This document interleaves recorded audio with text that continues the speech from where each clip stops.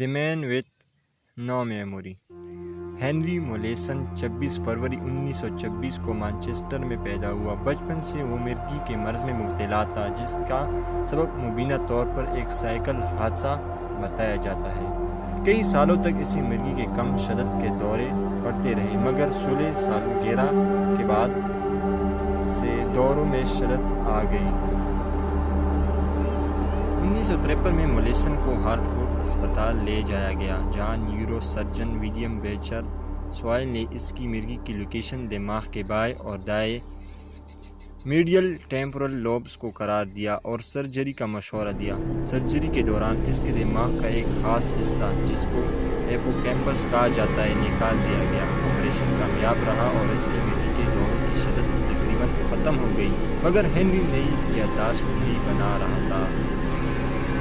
Doctor soil نے اس کو Montreal neuro surgical institute میں نیورو سرجن ڈاکٹر ولڈر پنفیلڈ اور neuro psychologist doctor Brenda Milner کے پاس بھیج دیا، جنہوں نے ہینری کا تفصیلی جائزہ لیا۔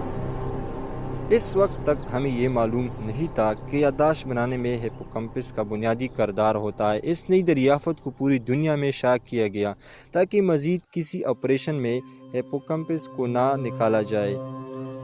ہیپوکیمپس دماغ کا وہ حصہ ہے جو نئی یادداشت بنانے میں، اس کو ترتیب دینے اور اس کو محفوظ کرنے میں کام کرتا ہے۔ اس کے علاوہ یہ مختلف احساسات اور جذبات کو کسی خاص یادداشت کے ساتھ جوڑنے میں بھی شامل ہوتا ہے۔ مثلا ہم اپنی روزمرہ زندگی میں دیکھتے ہیں کہ کیسے ایک خاص قسم کی خوشبو ہمارے دماغ میں کسی یادداشت کو واضح کر دیتی ہے۔ ہینری کے حالت نے اسے تجرباتی سبجیکٹ کے لیے بہترین امیدوار بنا دیا تھا اور اگلے 55 سالوں تک اس پر سینکڑوں تحقیقات کی گئے۔ اس دوران اور بھی بہت سے مریض سامنے آئے جو اس قسم کی یادداشت کے ضیاع کا شکار تھے، مگر سائنس ہینری مولیسن کی سب سے زیادہ قرضدار ہے۔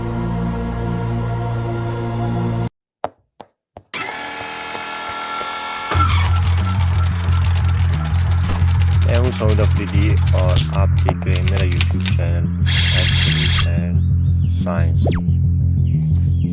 چلو دوستو شروع کرتے ہیں۔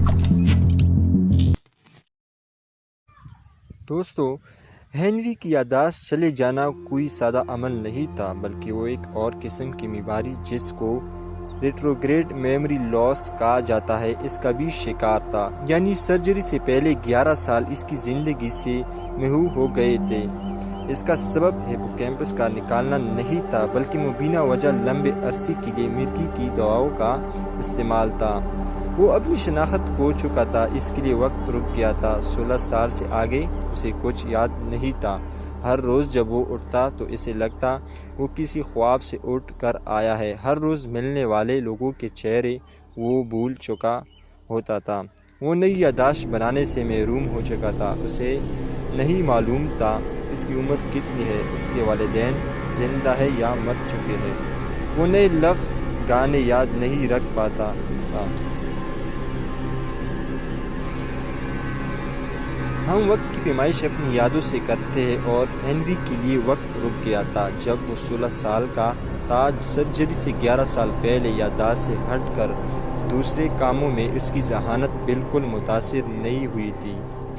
لہٰذا سائیکالوجی اور نیورو سائنس میں وہ بہترین تجرباتی مضمون تھا۔ وہ بہت ملنسار اور خوش باش ہوتا اور گھنٹوں لمبے بار بار دہرائے جانے والے تجربات کے دوران وہ بالکل بوریت کا شکار نہ ہوتا، کیونکہ ہر دفعہ اس کے لیے سب کچھ نیا ہوتا۔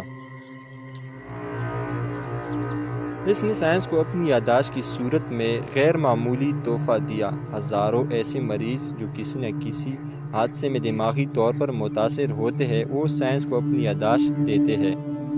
وہ مختلف قسم کی نفسیاتی نیورو سائیکالوجیکل اسٹڈیز کا اندر حصہ لیتے ہیں اور ان میں سے اکثر مرنے کے بعد اپنے دماغ تحقیق کے لیے وقف کر دیتے ہیں۔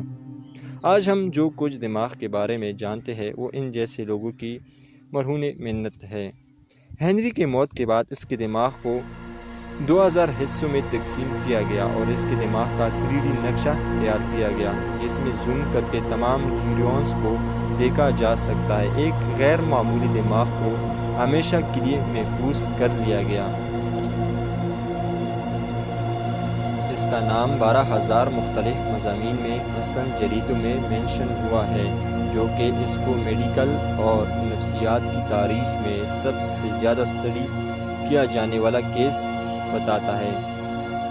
2 دسمبر 2008 کو ہنری اس دنیا سے چلا گیا۔ اپنی موت تک دنیا اس کو HM یعنی ہنری میلیسن کے نام سے جانتی تھی۔ اس کی وفات کے دن اس کا نام ظاہر کیا گیا۔ آج نفسیات کے ہزاروں طلباء اس کو پیشنٹ HM کے نام سے جانتے ہیں۔ تو دوستو یہ تھی HM یعنی Henry Molaison the man with no memory کی کہانی۔ آج کے لیے یہی کافی ہے، ملتے ہیں اگلی ویڈیو میں۔